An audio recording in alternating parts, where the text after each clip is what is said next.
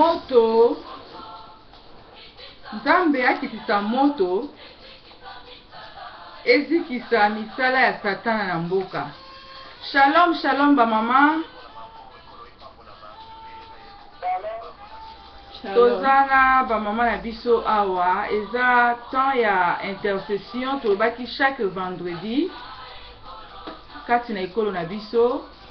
Chaque vendredi à partir ya minuit mama bisika yo zali tolobaki esengeli tolamukaka mpona kobondela mpona mboka na biso mpe kobondela mpona basali na Nzambe. Alors yango natiki maloba mpona mama na biso na Londres soko kopesa shalom na bandeko nyonso bazolanda biso ba mama nyonso.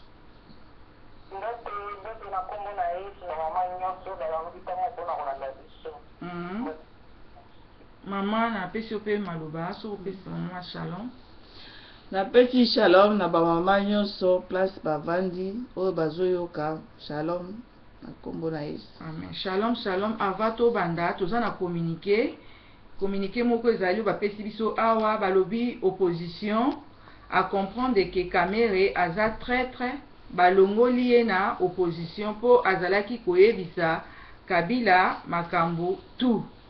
Donc oyo ba pesi nga na transmettre bino etaki présentatrice Mama Bena vraiment boyoki communiquer oyo toza na kati ya guerre, toza na kati ya bitumba mboka na biso, toza na bitumba oyo banguna bakotela biso mbula na mbula, mais Nzambe apesi biso opportunité ngonga malamu oyo na 2015 ndenge mutu na Nzambe alobelaki biso que c'est encore possible po toyeba kobundela mboka na biso.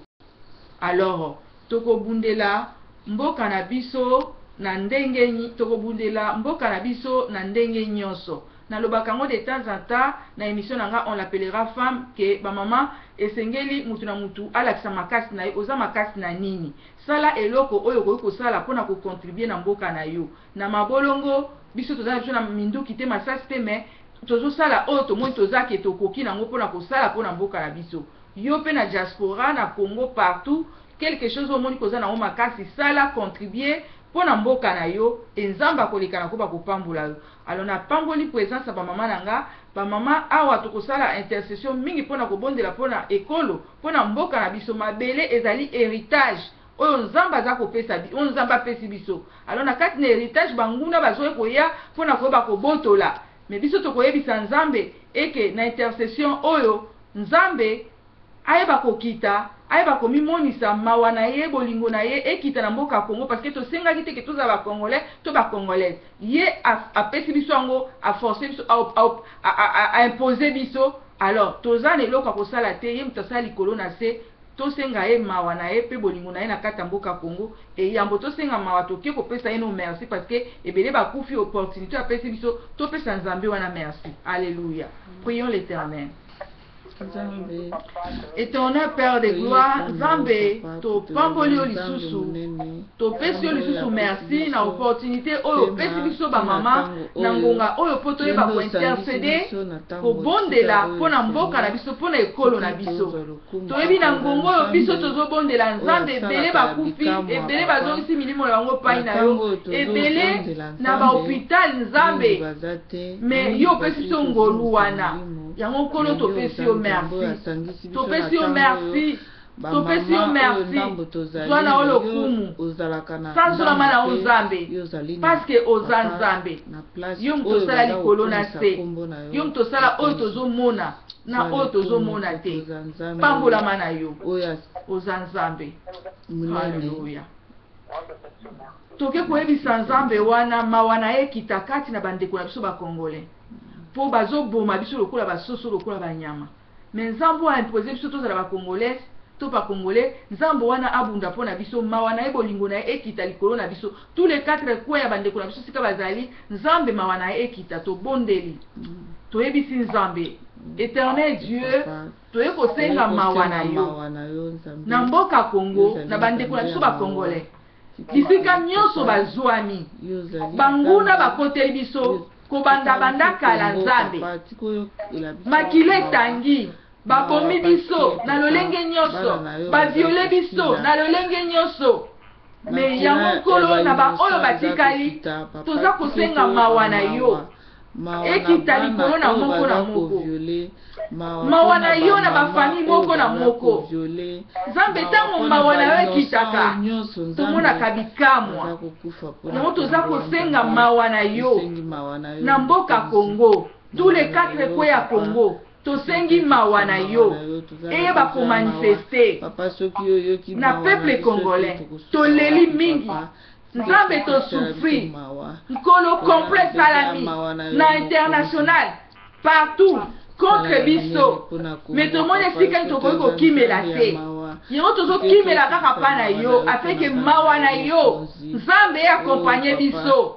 na kati na bitumba oyo na kati na guerre oyo po président moko alobai ke cette guerre selon langue populaire yango oyo nzambe biso toza kosenga afeke mawa na yo ekita eyeba komanifeste tomona loboko na yo tovivre ngolu na yo na mboka Congo mawa na yo haleluya totomboli lisusu mingongo na biso bamama tokoki koyebisa nzambe wana makila na ye esopana na mboka Congo bana na Israel nzambe ayebisaki bango alobi terminator azoya koboma me bino bozwa nyama bozwa makila botia na baporte afin ke bozala protege biso siko tobelela makila na Yesu ekita kati na bakongolais afin ke protege bango babalo oyo banguna na biso bazopesa nzambe na biso oyo bakoprotege bao ya biso aprotege bango par le sang de l'agneau. Prions l'Éternel. Éternel Dieu, nous demandons le sang de l'agneau, le sang qui a coulé sur la croix dans notre pays Congo, afin que le sang puisse protéger nos frères, nos sœurs. Zambe, makila ekita, makila, et va protéger na ba famille. Tozu makila ya banyamate, mais tosengi makila na Yesu. Afin que ma balle perdue, on les a kobwakama contre le peuple congolais nzambe bazala épargné, bazala couvert par le sang de l'agneau, par le sang de l'agneau. Oh nzambe, tobeleli yo, haleluya. Tobeleli yo nzambe na beleli yo beleli yo Yahweh sala. Tobeleli yo papa tobeleli yo Nzambe sala tobeleli yo papa tobeleli yo kolo sala lokolo sala kini saele papa sala na Congo sala na Congo Yahweh sala tobeleli yo papa tobeleli yo Yahweh sala toyebisa nzambe asala na Congo cette fois-ci ou jamais. Nzambe akitisa nguya na ye na Congo afin que peuple congolais azobunda bunda ye mokote abunda na ba ange na nzambe abunda na Saint-Esprit apesa peuple congolais ba initiative mayele ba stratégie ndenge ni bakoyi kosala po bayeba kolonga monguna tobondeli. Alléluia. Éternel Dieu toye kobondela na ntina na peuple congolais nzambe pesa bango ba stratégie pesa bango mayele baange no bakita na mboka Congo tous les 4 coins ya Congo afin que tobunda biso moko te tobunda na baange na yo tobunda na Saint-Esprit na yo nzambe mayele yo pesaki David po ayeba kosukisa Goliath nzambe biso mpe tobeleli yo pesa biso mayele wana tosukisa bangula na biso bango baye na baminduki bango baye na bapoison oyo ezali culture na biso te baye na bambeli oyo ezali culture na biso te me biso nzambe toye na armée na yo oyo elobi ke les messagers de la bonne nouvelle est une grande armée biso toye epai na yo afin que nkolo yo kitisa puissance na yo liboso na banguna na biso oyo bakokonfondre bango nzambe confondre banguna na biso confondre banguna na biso. Alléluia. Oh Jésus, oh Jésus, alléluia, alléluia, alléluia. Ba maman toke ko recommander journée à les 26 peuple congolais ko bima libanda parce que le peuple congolais s'est décidé à une décision à lobby cette fois-ci ou jamais. Yango biso tokyo kotika journée à le 26. Nzamba zwa contrôle. Nzamba zwa contrôle. Ah, Nzamba zwa contrôle na journée à le 26 afin que oyo nyonso kosala mabange na Nzambe Saint-Esprit na Nzambe akaba peuple congolais na nyonso na bitumba bakobima pona kosala ko réclamer ba droit na bango ke bazala libre na mboka na bango. Prions l'Éternel. Alléluia. Éternel Dieu, tobondeli pour la journée le 26. Oyo peuple congolais akobima. Nzambe nanga. Nzambe, toza ko préparer journée oyo. Tokabi yango na maboko na yo. Nzambe yo zwa contrôle na journée oyo. Zwa contrôle na journée oyo. Zwa contrôle na journée oyo. Tous les 4 coins ya Congo. Pesa ba Congo ba initiative. Zala na bango. Parce que bazo réclamer ba droit na bango. Même yo lobi na biso na kati ya Bible Seigneur. Olobi si les fils de l'homme vous affranchit, vous serez réellement libre. Oh Yesu. Yo lobi na biso tokozala libre. Yango na tozo senga pe liberté. Et tout à la Congo, peuple congolais azala libre, azala libre, azala libre, azala ayeba droit na ye, ayeba kobunda, ayeba kosala nyonso. Alléluia. Oh yakaba shanda kababa. Jesus, I love you Friday. Sois contre na mboka Congo. Alléluia. Oh yakaba kondo la kababa. Oh yakaba konda la kababa. Oh yakaba shikaba kondolo. Oh yakababa kondolo. Alléluia. Toke ko bondela. Pour te jouer information moko et que Jean-Pierre Mbemba bauti ko bimisa ye na prison. Eza information faut vérifier mais toyoki yango balobi abimi ya solo. Donc ba pesi so information que Jean-Pierre Mbemba auti ko bima na prison nkolo asunga pona ngambo ya révolution. Atikaki lisusu mboka na biso tango molai yango akotaki prison mais Nzambe asali ngolo abimi lisusu alors Nzambe abimisi ye mawa na ye bolingo na ye ekita lisusu na libota na ye pe na famille na ye afin que ndenge abimi afanda lisusu te révolution pe ezala lisusu kati na ye. Donc nazongeli yango donc ba uti ko signaler biso Jean-Pierre Mbemba uti ko bima na prison akotaki toujours prison pour la révolution na makambo ya mboka. Alors ndenge abimi biso ba mama toza ko soutenir que mawa na Nzambe bolingo na Nzambe et le kalisusu na kati na pe libota na ye Nzambe ale kana ko ba ko visiter ndenge abimi. Prions l'Éternel. Alléluia. Nzambe toke ko bondela pour la Jean-Pierre Mbemba akotaki prison pour la makambo ya mboka pour la révolution ya mboka mais auti ko bima yango kolo tosengi na yo ke kobima na ye yo zala na ye libota na ye famille na ye joua contrôle parce que lobeke loko moko te kokolela biso kasa ke oyeba yango nyonso eyaki oyebi yango ndenge mpe abimi oyebi yango alors joua contrôle na ye famille na ye mwasi bana mpe na souci ya mboka joua contrôle na nyonso. Alléluia. Oh yakaba shika baba mama toke sikoyo pour balancer biso défi na mboka toke koyebisa parce que jugement ya mokili nyonso ezo condamner biso bazo mutu moko akotela biso te mais biso tozo senga justice na Nzambe likolo ya mende po azobima azokosa alobi babomi kaka 11 congolais. Alors biso toyebisa Nzambe akita justice na ye ekita liboso na mende, justice na Nzambe ekita pa na bizimakara, justice na Nzambe ekita pa na rubewa afin que epée na Nzambe ekita na bandaku na bango na bana na bango na basi na bango. Justice ya mokili ezolongisa biso te mais Nzambe akitisa justice na ye tanga na kombo pe loba yango bisika ozomi partout ozolanda te. So prions l'Éternel. Nzambe toye kobondela na tina na justice na yo, justice na yo ekita likolo ya mende, justice na yo ekita likolo ya bizimakara ekita kote ekita likolo ya rubewa. Nzambe justice na yo esalama pour que bazokosa mokili esala biso complot, monde esala biso complot. Nzambe na ngai Nzambe esala quelque chose, justice na yo ekita na kombo na Yesu. Alléluia. Maman Jeanne tozoke na suka sala prière ya suka maman Jeanne lolenge cet espoir kokamba yo.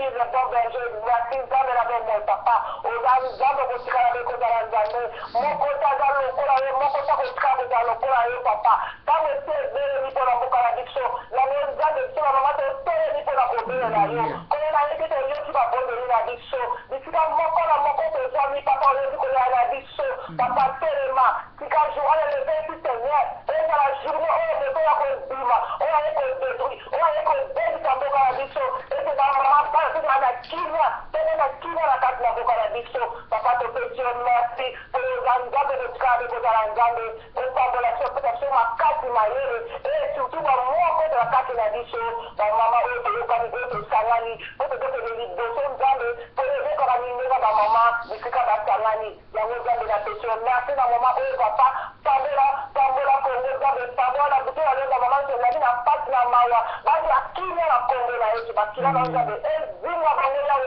moto na ye etumba nyonso lisansa mabe pe molimo se akamba biso ezali elongo na bango na molimo na beleli na Kongo na polo yesu ezali mokonzi po mobakeli na biso. Merci. Tobosani te basali na Nzambe oyo ya solo yawe ezwa contrôle na bango mpo bazongisa vraiment nguya na yo na kati ya mboka po tomona libération. Kumama kolo Yesu kumama yawe nanga kumama kolo Yesu kumama yawe nanga kumama elonga nanga ye kumama yawe nanga kumama kolo Yesu kumama ya o yawe kumama totaleli o kumama kumama yawe kumama kolo Yesu kumama kumama yawe kumama yawe kumama kumama yawe kumama yawe kumama yawe kumama yawe kumama kumama yawe kumama yawe kumama elonga Kongo e kumama yawe kumama Nzambe nangu ya kumama yawe kumama sunga Kongo e kumama yawe kumama bamama baleli e kumama yawe kumama banguna bakima kumama yawe kumama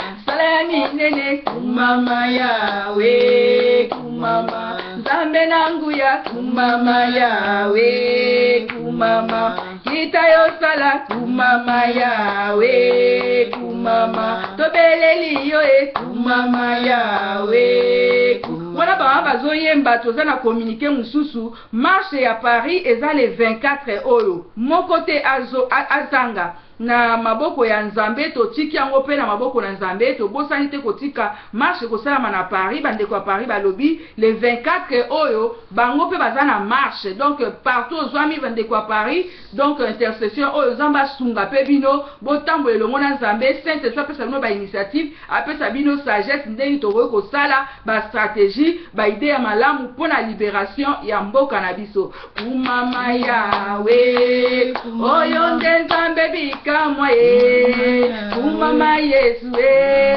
kumama nayo kumama Jésus na mboka Kongo kumama Yesu kumama nayo kumama yawe kumama tolingi tomona kumama yawe kumama makile tangi kumama yawe makila molote koganga kumama Yesu kumama yawe kumama yawe kumama elonga Kongo kumama yawe kumama tobeleli yo tobosani te le messager bapase nzubila bato nyonso bazobunda mpona Kongo Nzambe azwa contrôle na bango apesa bango makasi bitumbe koya na nord na sud Nzambe alongisa biso parce que alobi ils te feront la guerre ils te vaincront pas si Dieu pour nous qui sera contre nous que la paix du Seigneur soit avec vous dans le nom puissant de Jésus-Christ et que la victoire soit notre partage. Vive le Congo na kombo na Yesu. Bye bye. Amen.